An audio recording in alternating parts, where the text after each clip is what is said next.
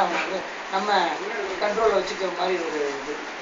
அதனால் ஸ்கூலுக்கு ஒரு டீச்சரை நம்ம வந்து கேரி கவுன்சிலர் அப்படின்னு வச்சு ஒருத்தரை வச்சு நம்ம அவங்க க்ளீன் பண்ணுவோம் அப்படிங்கிறதா சார் பேசிட்டாங்க. நம்ம ஸ்கூலில் கூட நல்லா அது மாதிரி வாலண்டியர் யாராவது ஒருத்தர் சொல்லுங்க சார். அதான் எல்லாரும்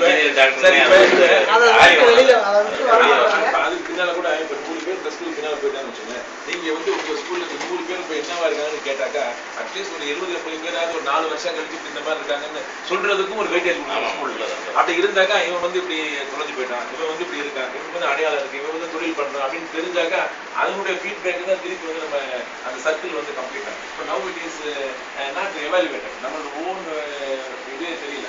அது மாதிரி ஒன்று பண்ணணும். இப்போ நீங்கள் அதுவுமே ஒரு நீங்கள் எவ்வளோ தூரம் ட்ராக் பண்ண முடியுமோ ஒவ்வொரு ஸ்கூல்லையும் வந்து எல்லா பையனுக்கும் ஒரு ஃபோன் நம்பர்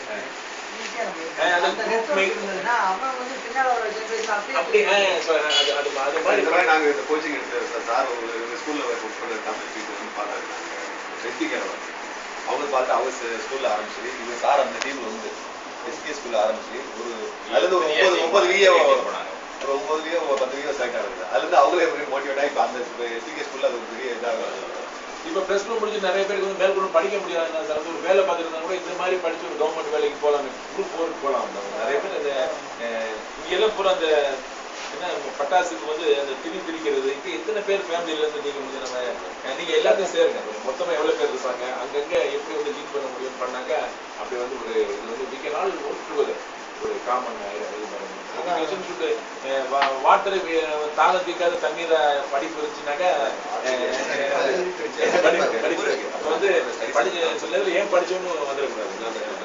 ஒவ்வொரு கிளாஸ் கூட வந்து லைப்ரரி மாதிரி எல்லா புக்ஸையும் வாங்கி எல்லாமே போகிறோம் சார். ஸ்கூல்ல வந்து இல்லாத வசதி இல்லை. ஆனா கல்விங்கிறது ஐசோலேஷன் எல்லாருமே வந்து ஒன்லி பைகாட்டிங் அப்படியே டேட்டாவா வச்சுக்கிறது.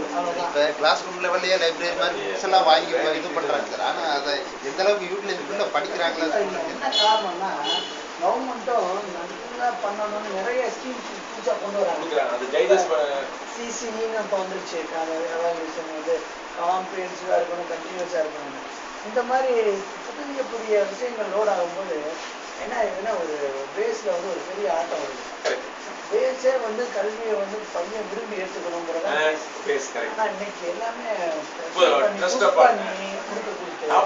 ஒரு மாதிரி டீச்சருக்கு ஒரு ஐடியா இல்லாமல் பையனுக்கு ஒரு ஐடியா ஸ்கூலை முடிச்சு வெளியே போயிடுறான். நீங்கள் ஸ்கூலில் அவனை வந்து எல்லா மாரலாகவும் எத்திக்கலாகவும் அவனை சேர்த்து கொண்டு வரலன்னா உள்ள வந்து